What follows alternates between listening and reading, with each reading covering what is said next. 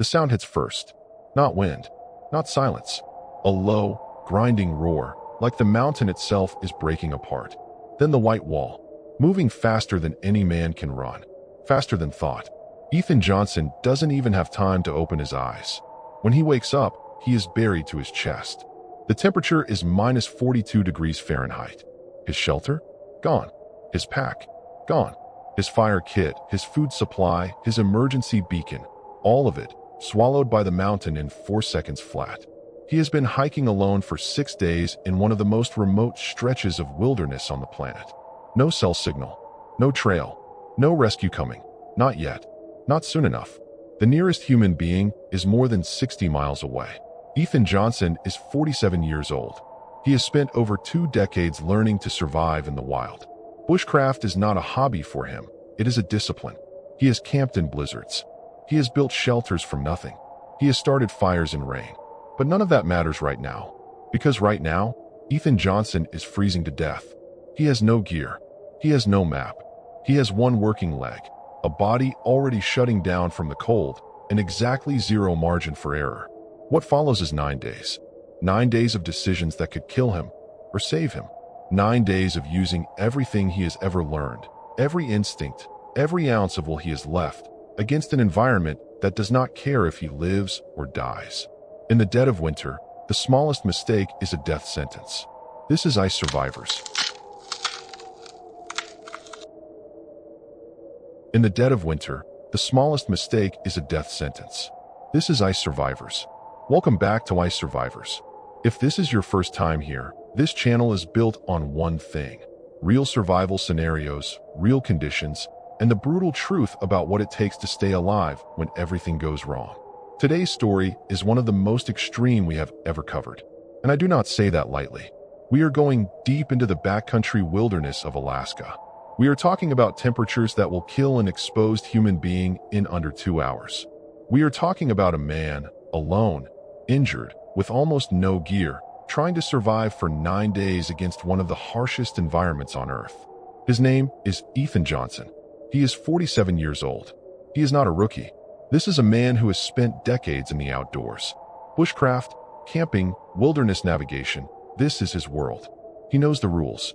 He has trained for moments exactly like this, and it still almost killed him. That is the thing about the wilderness that most people never truly understand. It does not care about your experience. It does not care about your reputation.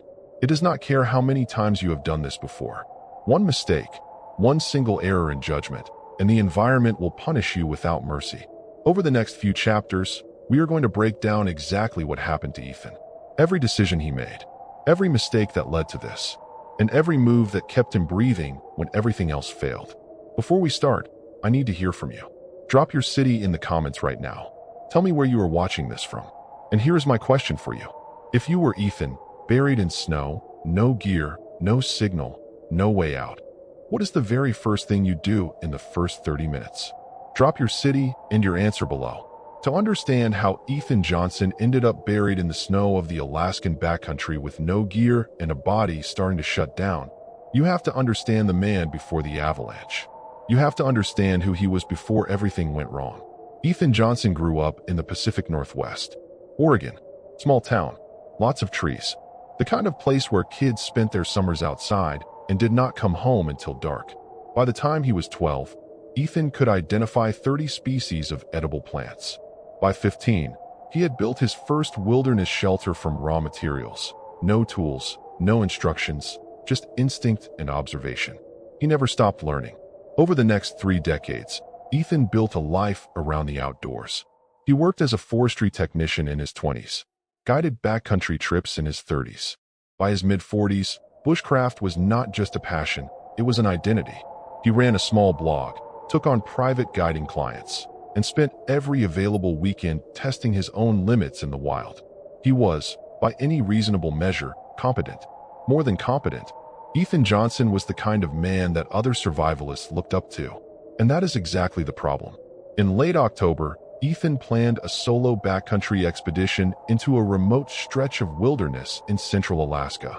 The goal was straightforward: a 7-day out-and-back hike through terrain he had studied on topographic maps for months. He wanted to test a new ultralight shelter system he had been developing, push his cold weather skills, and spend a week completely disconnected from the outside world. He chose the route carefully. He studied the weather forecasts. He packed a gear list that any experienced backcountry traveler would consider thorough. A quality 4-season tent, a sleeping bag rated to -20, a fire kit, a water filtration system, a satellite communicator, the kind that sends GPS coordinates to a rescue center if you activate it. He told his wife, Karen, exactly where he would be. He gave her a check-in schedule. On paper, this was a well-planned expedition by an experienced man. But there were decisions Ethan made, decisions that, in hindsight, would become the difference between a successful trip and a catastrophe. The first was his campsite selection on night 6. Ethan had been hiking for 6 days. He was deep in the backcountry now, well beyond any marked trail, far from any road or settlement. The nearest human being was more than 60 miles away. He had checked in with Karen twice via the satellite communicator, both times confirming he was on schedule and safe. On the evening of day 6, he needed to make camp. It was already getting dark. The temperature was dropping fast, down to -25 and falling. He was tired. His body had been working hard for nearly a week in extreme cold, and every instinct was telling him to find shelter and rest. He found a flat clearing nestled between 2 ridgelines. It looked protected. The ground was relatively level. There was a natural wind buffer formed by the terrain on 3 sides. To someone scanning the landscape for a campsite in fading light and bitter cold, it looked like an ideal spot. What Ethan did not do, what he failed to account for, was the terrain above him. The ridgeline to the north had a slope angle of approximately 35 degrees. It had been snowing heavily for 2 days prior to his arrival, depositing a layer of fresh powder over an older, harder base. The conditions were textbook avalanche terrain. Any experienced backcountry traveler knows that slopes between 30 and 45 degrees are the most dangerous for avalanche release. Any experienced backcountry traveler knows to avoid camping directly in the runout zone below such a slope. Ethan knew this too, but he was tired. The clearing looked safe. The wind buffer was real. And in 25 years of wilderness experience, he had never had a serious avalanche event near one of his campsites. So he set up his tent. He cooked a simple dinner, freeze-dried beef stew heated on a compact stove. He checked the satellite communicator one more time. Green light. Signal confirmed. He set an alarm for 6 in the morning, climbed into his sleeping bag, and closed his eyes. He did not think about the slope above him again. This is the part of the story that matters most, and it is the part that most people get wrong when they talk about survival failures. They imagine that the victim was careless, that they were reckless, that they did not know better. Ethan knew better. He absolutely knew better. The mistake was not ignorance. The mistake was confidence. It was the quiet, dangerous assumption that his experience made him immune to the consequences of a bad decision. It was the belief, unspoken, maybe even unconscious, that the rules applied to everyone else, but not to him. Not this time. Psychologists call it automation bias, the tendency to over-rely on past success as a predictor of future safety. Ethan had camped hundreds of times. He had made thousands of decisions in the backcountry, and almost all of them had worked out. So his brain, without his conscious awareness, began to treat risk assessment as a formality rather than a life or death calculation. One bad decision, one night of not running the numbers, and the mountain would collect. At 3:17 in the morning, on day 7 of his expedition, Ethan Johnson was asleep in his tent when the avalanche hit. He would not remember the sound. He would not remember the impact. What he would remember, hours later, when his brain finally caught up to the reality of what had happened, was waking up on his back, buried to his chest in compacted snow, unable to move his legs, unable to feel his hands, and completely, utterly alone. His tent was gone, flattened and buried. His pack, the one that held his food, his fire kit, his water filtration, and every piece of critical gear he had brought, was somewhere under several feet of debris. His satellite communicator, which had been inside the tent, was buried with it. The temperature, according to the small thermometer still clipped to his jacket collar, was -42 degrees Fahrenheit. Ethan Johnson had just survived an avalanche. Now he had to survive everything that came after. Ethan is buried. No gear. No signal. The clock is already ticking. In the next chapter, we break down the first 30 minutes. and the decisions that would determine whether he lived or died. The first thing Ethan felt was cold. Not the manageable cold he had grown accustomed to over 6 days of backcountry hiking. This was a different kind of cold, deep, invasive, the kind that bypasses your clothing and goes straight for your core. The kind that tells your body, in language it cannot ignore, that it is dying. The second thing he felt was weight. Compacted snow pressing against his chest, his arms, his legs. He could breathe, barely. A small air pocket had formed around his face, likely because of the way his body had been positioned when the debris settled. But every time he tried to expand his chest to take a full breath, the snow pressed back. For the first few seconds, Ethan did not understand what had happened. His mind was foggy, a combination of sleep deprivation, cold shock, and the disorientation that comes with being violently displaced while unconscious. He knew he was outside. He knew it was dark. He knew he was buried. And then it clicked. The avalanche. This is the critical moment in any survival scenario, the moment when the situation becomes real. And this is where most people fail. Not because they lack physical strength or skill. They fail because of what happens in their mind. Panic sets in. The brain floods with adrenaline. Heart rate spikes. Breathing becomes rapid and shallow. And the rational part of the mind, the part that can assess, plan, and act, gets drowned out by pure animal terror. Ethan Johnson had spent 25 years training for this exact moment. Not the avalanche specifically, but the moment when everything goes wrong. The moment when the situation is so far beyond what was planned for that the only thing standing between you and death is your ability to think clearly. He had practiced this. In controlled environments, in training scenarios, in his own mind during long nights in the backcountry. He had rehearsed the protocol dozens of times. Step 1, breathe. Slow, controlled breaths. Control the heart rate. Keep the oxygen flowing to the brain. Step 2, assess. What do you know? What can you feel? What do you have? Step 3, act. Small movements first. Do not waste energy. Do not panic. Move with purpose. Ethan closed his eyes, not that it made a difference in the darkness, and forced himself to breathe. In through the nose, out through the mouth. Slow, steady. It took him almost a full minute to bring his heart rate down from the initial spike. A full minute of fighting every instinct in his body that was screaming at him to thrash, to scream, to do something, anything, to get free. But he held still, and he breathed, and he thought. Assessment. What did he know? He was buried from the chest down. His arms were partially pinned, but not completely immobilized. He could move his right hand, though it was numb. His left arm was trapped under debris. He could wiggle the fingers of his left hand, which meant it was not completely crushed, but he could not move the arm itself. His legs. He could not feel his legs at all. Not from the cold, from pressure. The weight of the snow was bearing down on them. Whether they were broken, he could not tell yet. That assessment would come later. He was wearing his jacket, a heavy-duty expedition shell, and his base layers underneath. The jacket had stayed on. That was something. But his gloves were gone. Ripped off, likely, during the initial burial. His hands were already dangerously cold.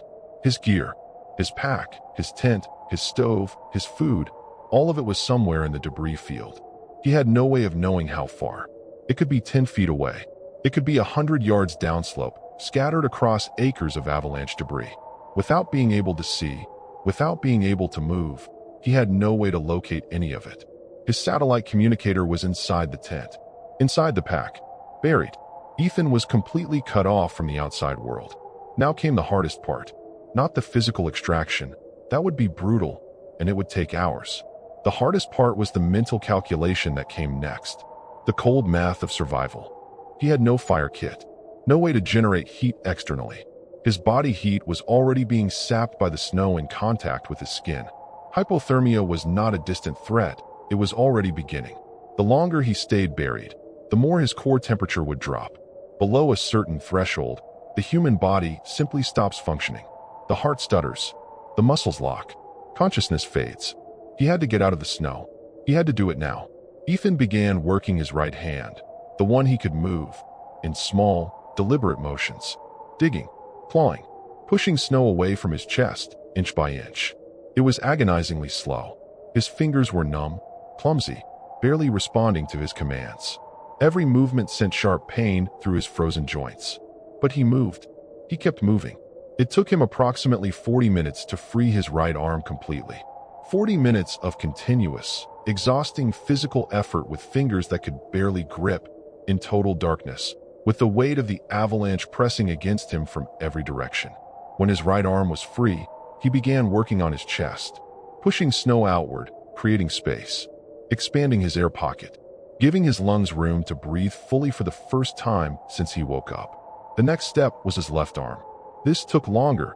The debris on that side was denser, more compacted. But Ethan worked at it methodically. No wasted movements. No frantic energy expenditure.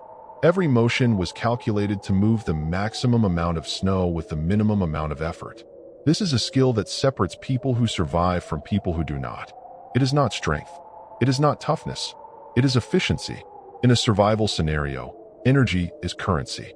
Every calorie you burn on panic, on unnecessary movement, on emotional outbursts, that is energy you cannot spend on the things that actually keep you alive.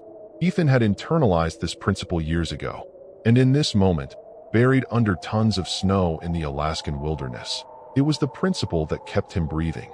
By the time both arms were free, the sky above him was beginning to lighten. Dawn was coming. The temperature had dropped even further overnight. He could feel it in every breath, in the way the air burned his lungs and throat. But he was partially free. His upper body was out of the snow. He looked around for the first time. The landscape was unrecognizable. The avalanche had rewritten the terrain. The flat clearing where he had camped was now a jumbled field of snow and rock debris, stretching hundreds of yards in every direction.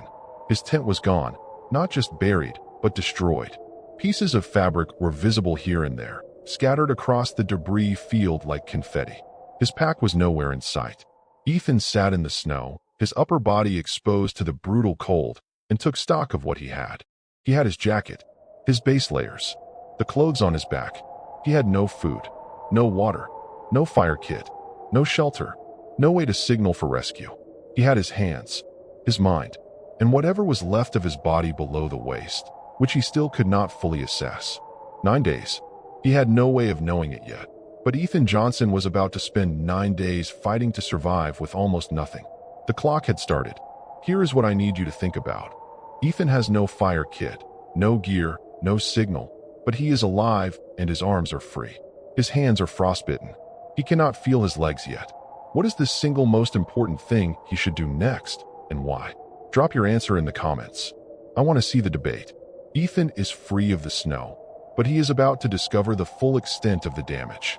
His ankle is shattered. The cold is winning, and he has to make an impossible choice. Stay and wait for a rescue that may never come, or move and risk everything on a 60-mile journey through the wilderness with no map and no gear. The moment Ethan tried to stand was the moment he knew how bad it was. His right leg took his weight, barely. Weak, trembling, but functional. His left leg did not.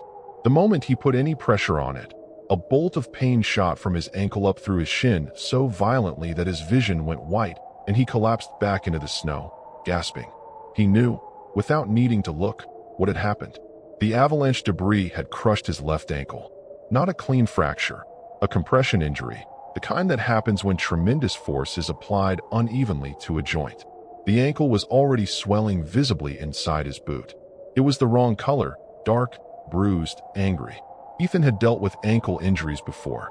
Minor sprains on the trail, a twisted joint on a rocky descent years ago. This was not that. This was a structural failure. This ankle would not bear weight.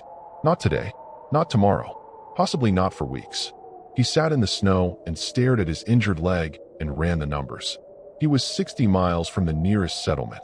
He had no gear, no food, no fire kit. The temperature was -40 and falling. He had a shattered ankle and hands that were already showing the early signs of frostbite. White, waxy patches on the tips of 3 fingers on his right hand. And his satellite communicator, his one link to the outside world, his one guaranteed path to rescue, was buried somewhere in the avalanche debris. It could be anywhere in a debris field that stretched hundreds of yards. Ethan had 2 choices, and both of them were terrible. Choice 1, stay, set up a position, make himself visible. Wait for Karen to trigger an alarm when he missed his check-in. Wait for a search team to be dispatched. Wait for a helicopter to find him in this remote stretch of wilderness. The problem with this plan was time. Karen would not trigger the alarm until he missed his scheduled check-in, which was not for another 14 hours. After that, it would take time for the satellite company to process the missed check-in, time for a rescue team to be assembled, time for them to reach his last known GPS coordinates. And those coordinates were from his last successful check-in, a point on the trail that was now miles from where he actually was. In 14 hours, without shelter and without fire, in -40-degree temperatures, Ethan Johnson would be dead. Choice 2: move. Start making his way towards civilization on foot, on one leg, with no map, no gear, and no way of knowing exactly where he was relative to any settlement or road.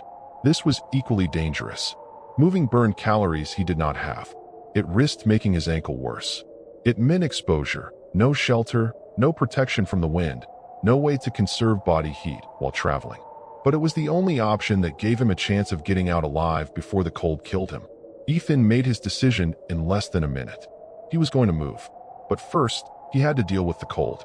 Because the cold, right now, was the most immediate threat to his life. Hypothermia does not announce itself. It creeps in slowly, silently, stealing your ability to think clearly before it steals your ability to move at all.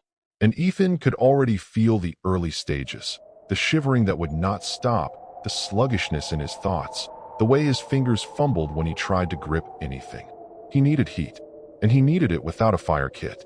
This is where Ethan's decades of bushcraft training became the difference between life and death. Fire is the most effective way to generate warmth in a survival situation.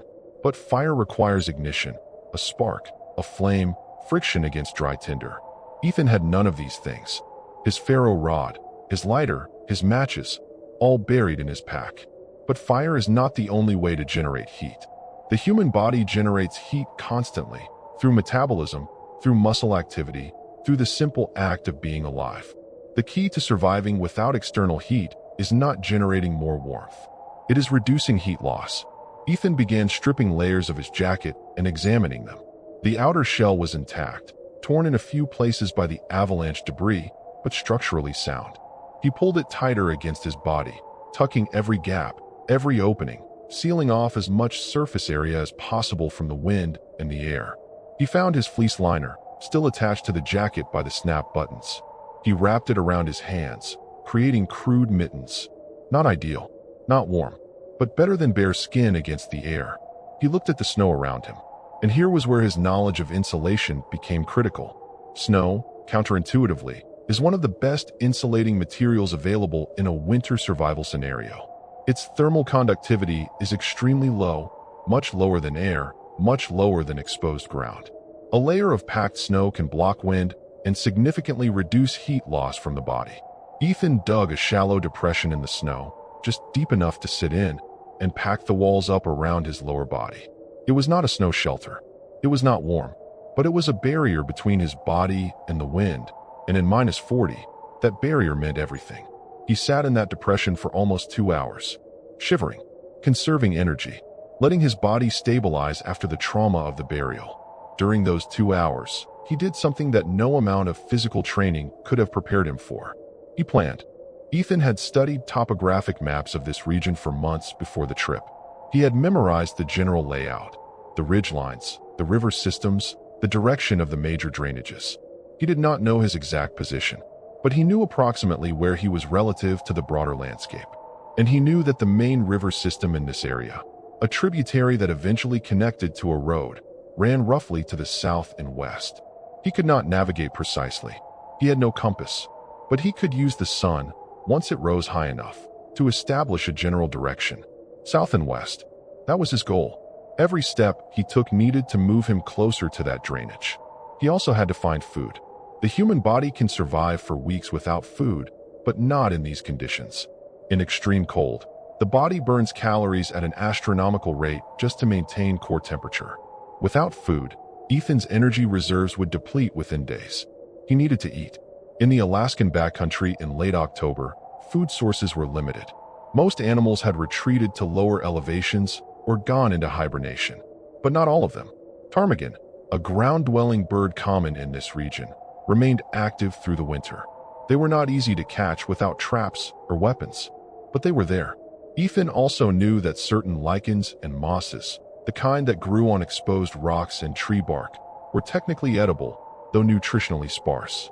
In a survival scenario, sparse nutrition was better than none.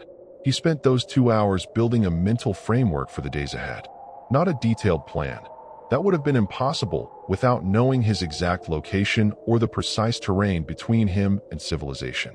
But a framework, a set of priorities. Warmth first, movement second, food third, and through all of it, the constant, unbroken focus on the one thing that would keep him alive longer than anything else: his mind. Survival psychology is not a soft science. It is, in many ways, the hardest science of all. The body can endure extraordinary punishment. It can heal broken bones, fight off infection, survive weeks without food. But the mind breaks first. Fear, despair, loneliness, the crushing weight of knowing that no one is coming. These things kill people long before the cold does. Ethan had seen it happen, not to him, but to others. People who had more gear, more training, better odds, and who had simply given up, who had decided, in some quiet corner of their mind, that survival was not worth the effort. He made a decision, sitting in that snow depression in the gray light of an Alaskan dawn, that he would not let that happen to him. Not today, not tomorrow, not on any of the days that were coming. He was starving. Over 9 days, he had managed to catch 2 ptarmigan, both through a combination of patience, improvised snares made from strips of jacket fabric, and sheer desperate luck.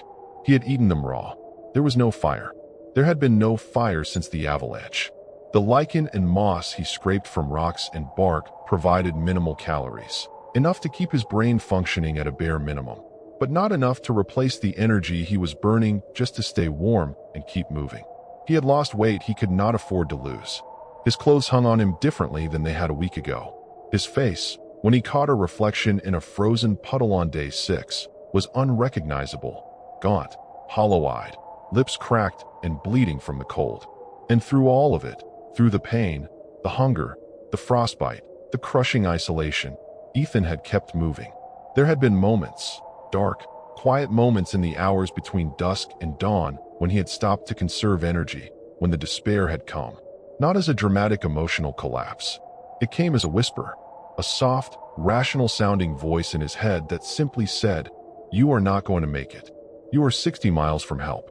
You are injured. You are starving. No one is coming. You can stop now. You can lie down. It will be painless. The cold will take care of the rest." On day 5, Ethan had almost listened to that voice. He had been sitting against a fallen tree, unable to move for almost 4 hours, his body so depleted that standing felt impossible. The temperature had dropped to -47. He could not feel his feet at all. The world around him was white and silent and infinite, and for a long time, minutes that felt like hours, he simply sat there, staring at nothing, letting the cold creep in.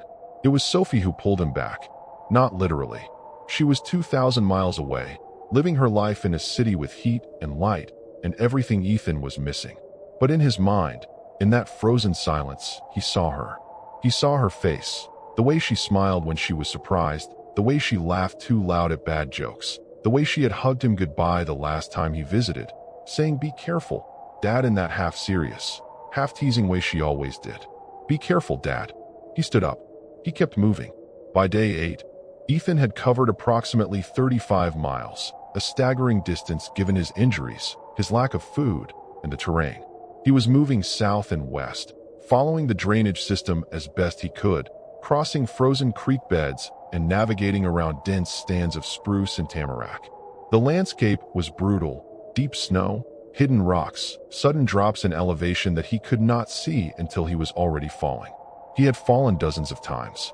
Each fall was a small catastrophe, a jolt of agony through his ankle, a desperate scramble to get back up before his body temperature dropped too far, a precious expenditure of energy he could not replace. But each time he got back up. On the morning of day 9, Ethan reached a ridgeline that overlooked a river valley. It was not the main tributary he had been targeting. It was smaller, narrower, partially frozen over. But it was a valley, and valleys, in the Alaskan backcountry, meant lower elevation, more tree cover, and, potentially, signs of human activity. He stood on that ridge for a long time, looking down into the valley below. The cold was savage. The wind was cutting across the exposed ridgeline with enough force to make him stagger. His body was failing in ways he could feel and ways he could not. The frostbite on his hands was irreversible. His ankle was a ruin. His caloric deficit was so severe that his thoughts came slowly, like trying to think through water. But he was alive. And down there, in that valley, there might be something. A trail, a road, a cabin, something that connected him to the world he had left behind 9 days ago. He started down the ridge. The descent took most of the day.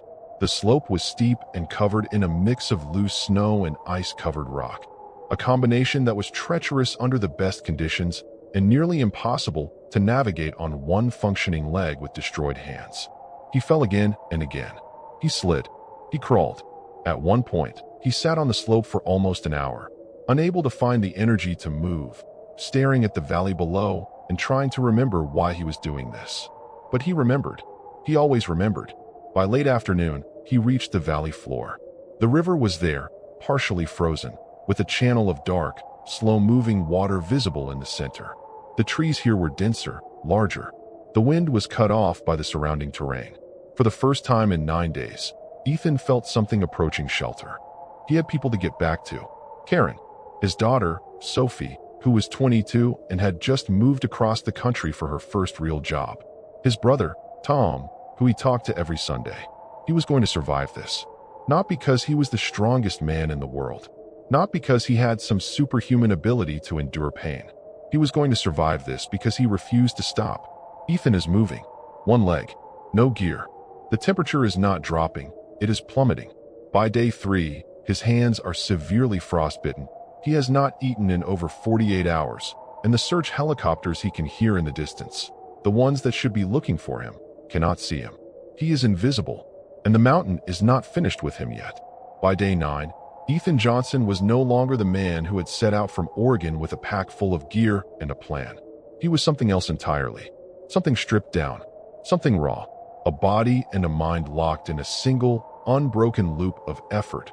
Move, survive, move again, with almost nothing left to give. His hands were the worst of it.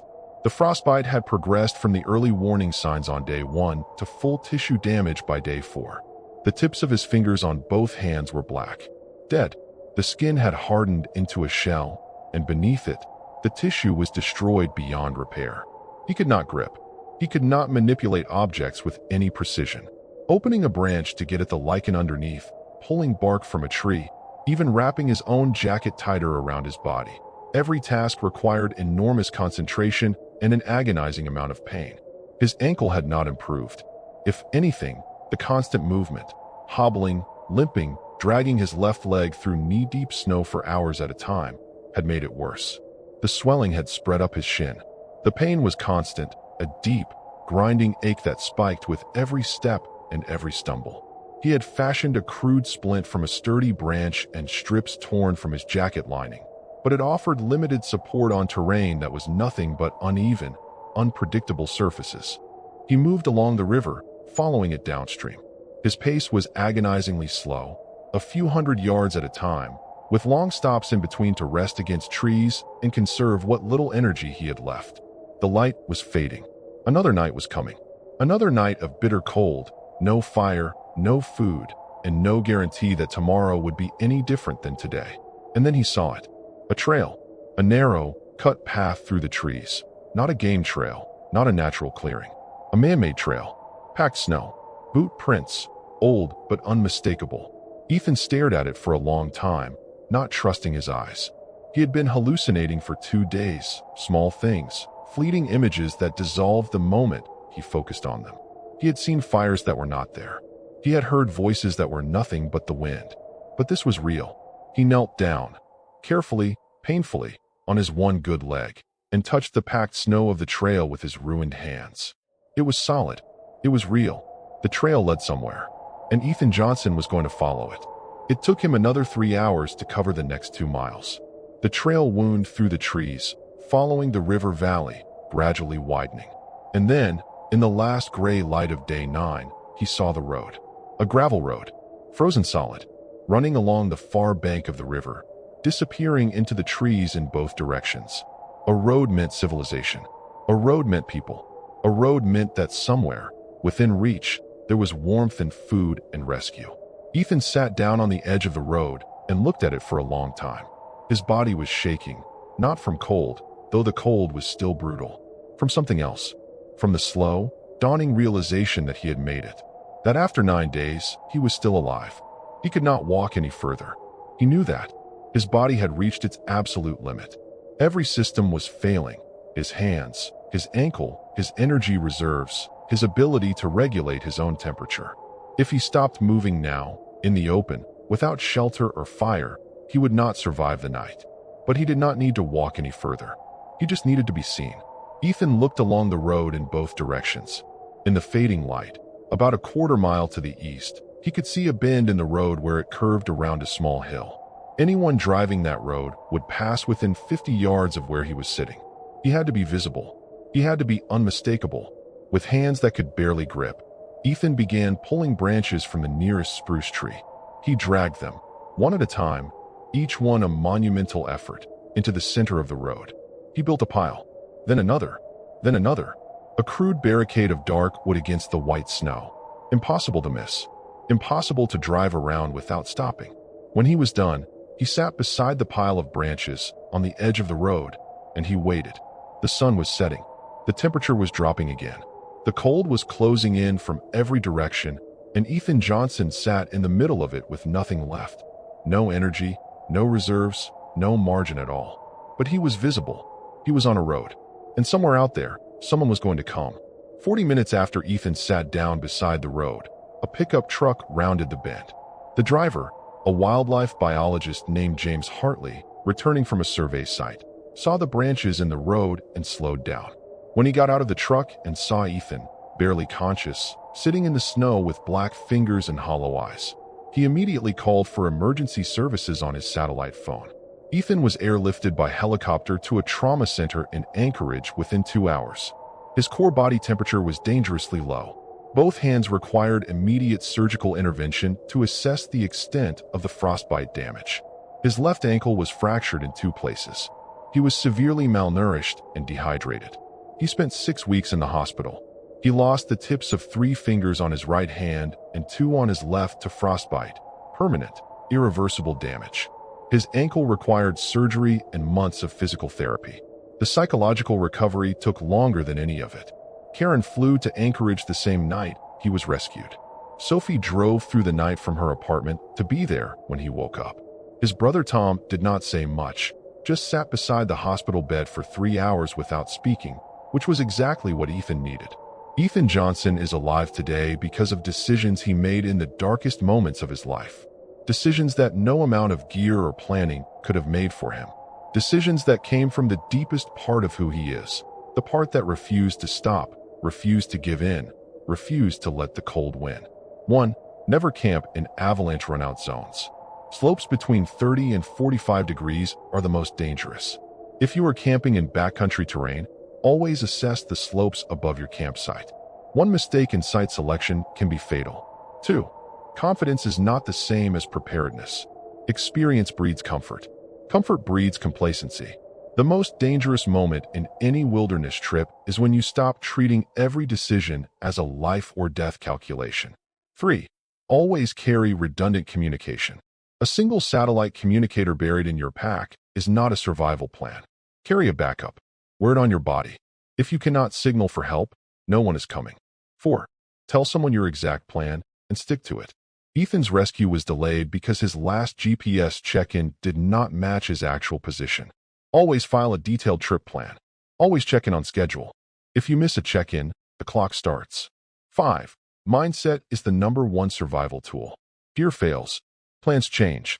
But the human mind, when it refuses to quit, can override almost any physical limitation. Survival is not won in the body. It is won in the mind. 6.